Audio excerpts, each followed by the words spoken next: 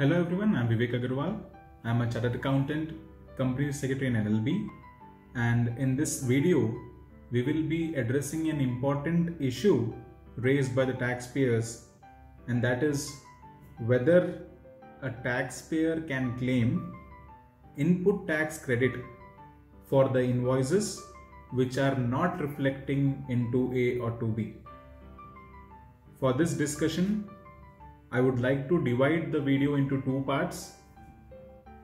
The first type of taxpayers are those for whom the value of invoices which are not reflecting in 2A or 2B is not much.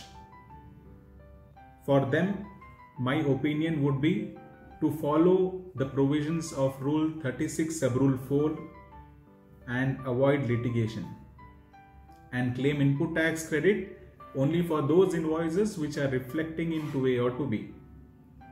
Now coming to the second part of the taxpayers, where the value of invoices which are not reflecting in 2A or 2B is quite high.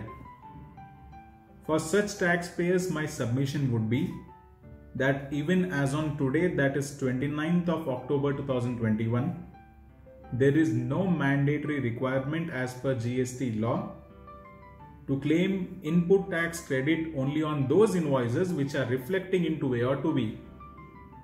And this conclusion I am drawing from the new clause which was introduced by Finance Act 2021, clause AA in section 16 subsection 2. As per this clause, the condition to claim input tax credit for the invoices which are reflecting in 2A or 2B was introduced.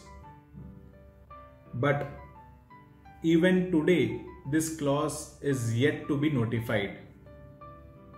My first submission is, if a provision was already available or already mentioned in the GST Act, then what was the need to mention it now via Finance Act 2021? If something is mentioned now, it means that it was not available earlier, hence it is mentioned now. Hence, for financial year 17, 18, 19, 20 and even till date, as this clause is not yet notified, my humble submission would be that there is no mandatory requirement as per the GST Act to claim input tax credit only on those invoices which are reflecting into 2A or 2B. So this decision has to be taken on case-to-case basis, depending upon the value of the transactions involved and several other factors. So this is my answer to all the queries which are raised by the taxpayers regarding whether they can claim input tax credit on the invoices which are not reflecting in 2A or 2B. That's it for today's video. Thank you for watching.